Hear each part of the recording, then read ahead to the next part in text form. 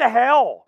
The Seahawks get their asses handed to them by the LA Rams, 30-13 in the opening game of the 2023 season. They were up 13-7 at halftime, and then it all fell apart from there. Welcome in the Seahawks today, post-game instant reaction to the Seahawks' just brutal beatdown from the LA Rams here in NFL Week number 1. The statistics for you: Geno Smith, 16 of 26 through the air, 112 yards, touchdown, no picks.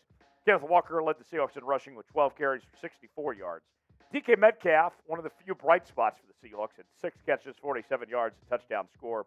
Matthew Stafford with a big day, his first game back for the Rams after being injured for much of last season. He had 24 passes completed out of 38 for 334 yards. Kyren Williams leads the Rams in rushing with 15 carries for 52 yards, 2 touchdowns.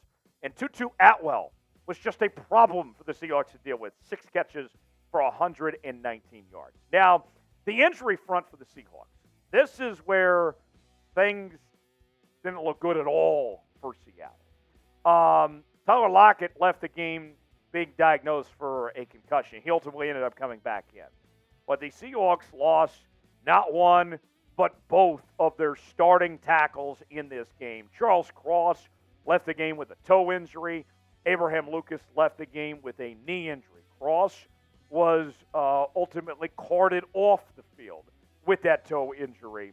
We're still waiting more details on the status of both players, and when we get more information, we will let you know. But not good at all for the Seahawks to be without their starting bookend tackles. And when they left the game, it was brutal not having either one of these guys out there, as the Seahawks just their lunch got eaten alive as Geno had no time to get the football. They couldn't protect him at all.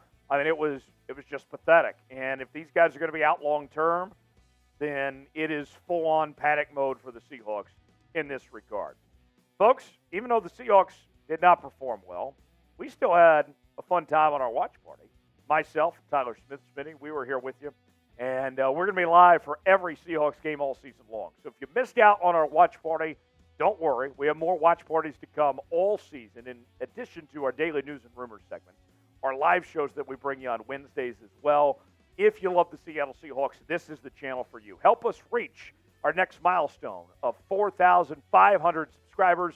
We're 123 away from reaching that next goal, but we need your help to do so. Subscribe now for free and join the family here on Seahawks Today. We got you covered each and every day on the channel. Subscribe now. You'll be glad you did. All right, let's go to the takeaways. The secondary was just atrocious, just awful. Didn't have Devin Witherspoon today, who the Seahawks picked with at number 5 overall, still recovering from a hamstring injury. And I'll say this, what was so wild was about the secondary struggling as much as they did is we expected a lot out of this group. The thing that we saw from the Seahawks secondary, whether it was in minicamp, OTAs, whatever it may be, the Seahawks secondary was a strength, that they had depth that they possessed. But it didn't matter if it was Trey Brown, if it was Mike Jackson, whoever. About everybody struggled in this secondary today. And they let Tutu Atwell, of all people, go for 6 catches and 119 yards. If you're going to be honest here, how many of you knew who Tutu Atwell was before today? I mean, like, you let that guy go off for a historic performance? It was lousy. It was laughable what this group did. And it's unacceptable, quite frankly. No one saw this coming from this group. It was supposed to be a strength. And now you put up this performance. I cannot wait for Devin Witherspoon to come back.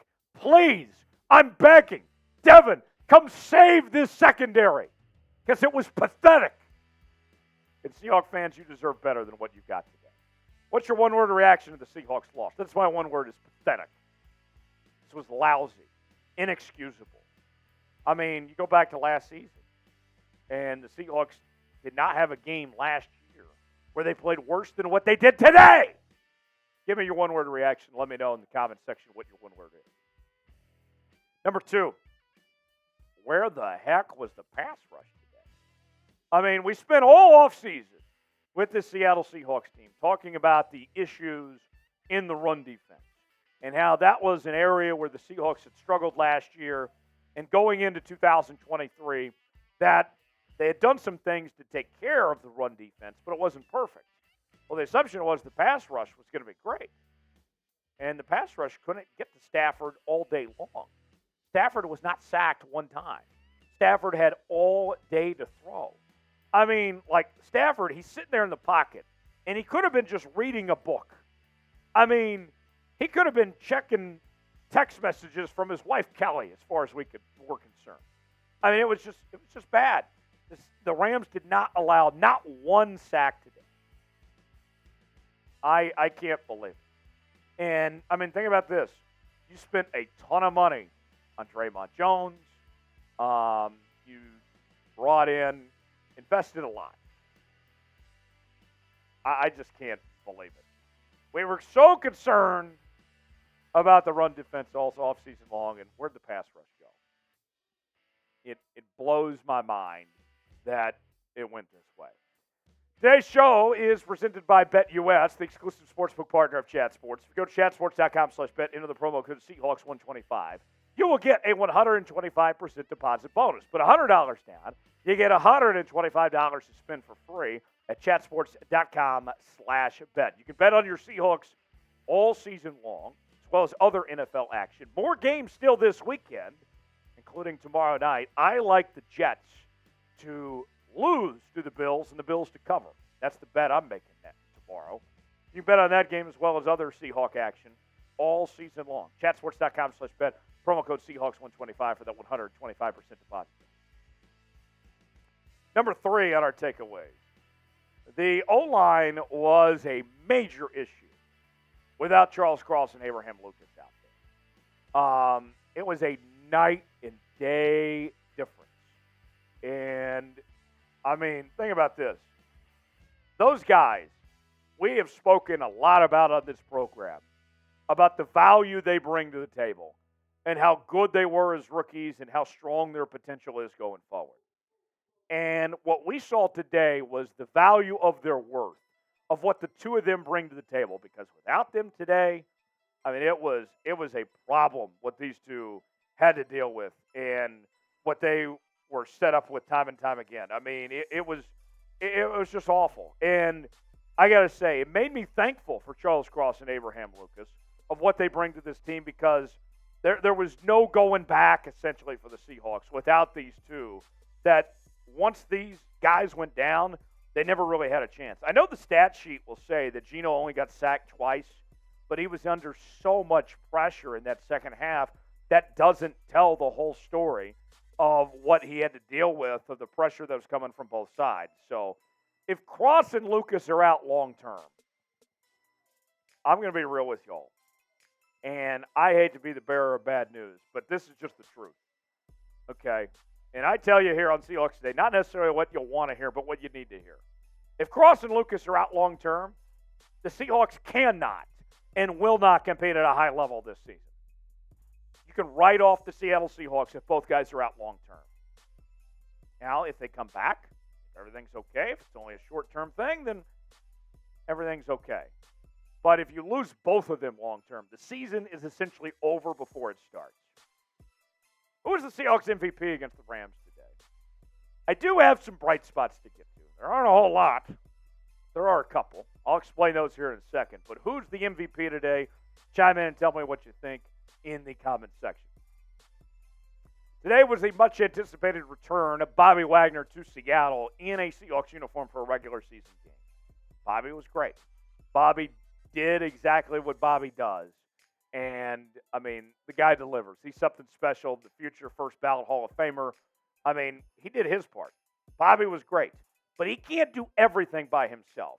I mean, he was basically on an island at times. When we look back at this game, and you look back at the film and everything, Bobby Wagner's not the reason why the Seahawks lost today. Bobby finishes up with 19 tackles. 1 tackle for loss. He was all over the field.